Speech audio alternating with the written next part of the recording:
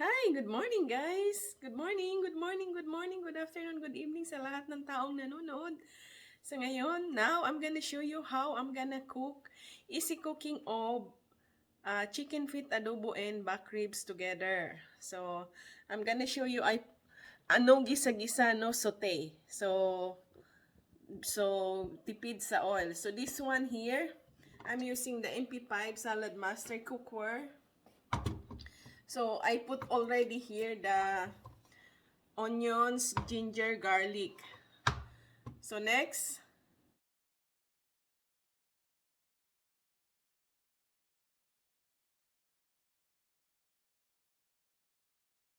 so now I'm gonna add the pork ribs, back pork ribs.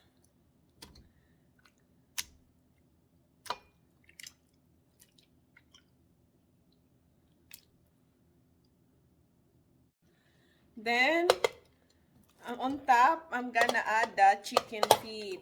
So this is like uh, 1 kilo or 2.5 pounds of chicken feet. The back ribs is only 1.5 pounds or half kilo. So I do the nail cut already of the chicken feet and I wash it already. Now let's add the coconut milk.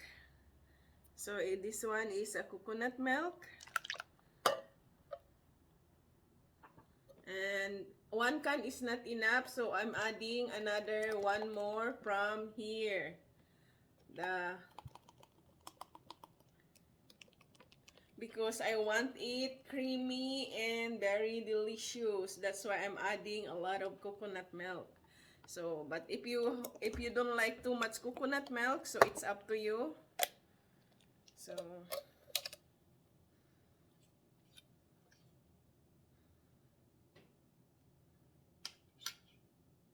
now let's add the soy sauce. So if you want measurement, I'm just gonna measure 2 of these. But usually I don't measure it. So just make sure. That's it. And now let's add the lemon. So I use one and a half lemon. I cut it already and remove the seeds. So lemon.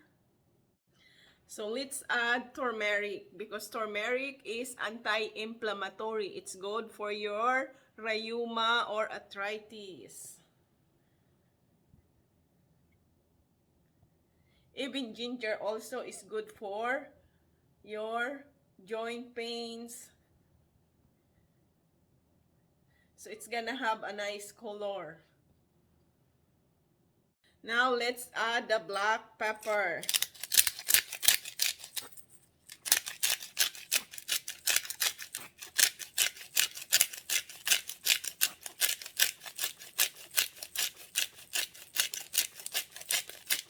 So I like using a whole black pepper because it smells nice when you cook.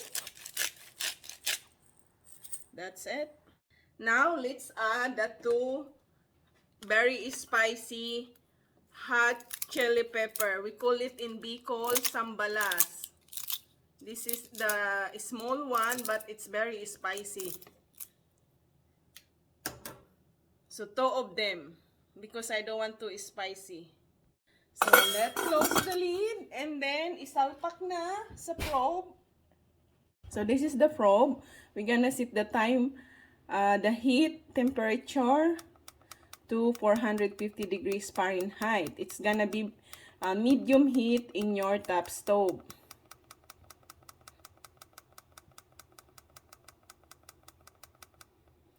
And then 450 degrees Fahrenheit, the temperature. And then we're gonna set the time. So I'm gonna set it for 30 minutes.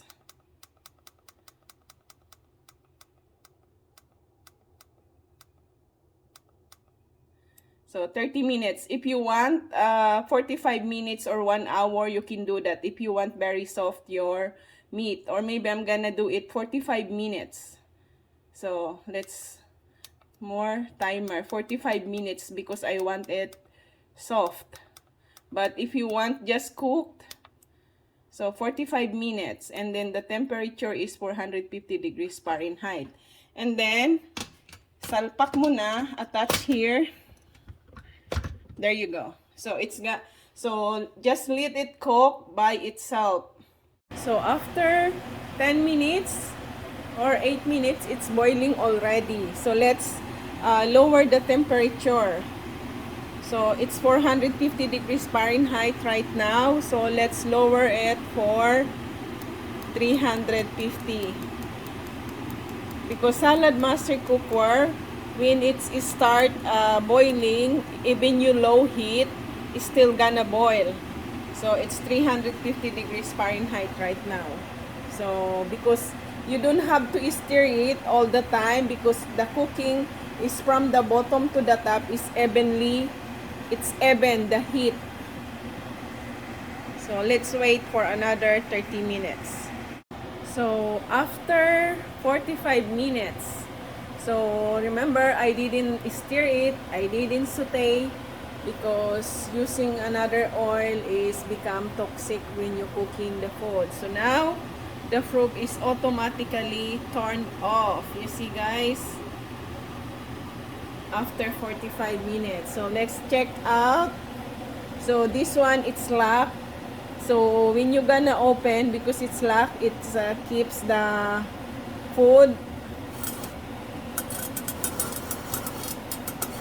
So you have to rotate it. Oh wow, oh my god. So even it's turned off already, it's still boiling. You see guys, it's gonna be boiling until 10 minutes. It's like that. Let's check the meat. Oh wow, look at that. So it's see, it's removing from the bones. Oh wow, it's so soft. And let's quickly try the taste. So time to, let's try it. The liquid from the adobo. Oh my god, that's so good. Wow, I need rice for this. And the meat is removing from the bones. I didn't stir it. So that's how you cook adobo. You don't have to stir it. So this is how you're gonna eat the chicken feet. Just put in your mouth like this. Use your hands with a little bit rice on it. It's so good. So my teeth and tongue remove the hard bones. Now it come out all the hard bones. So the soft bones, I eat it. So yummy. Yum yum.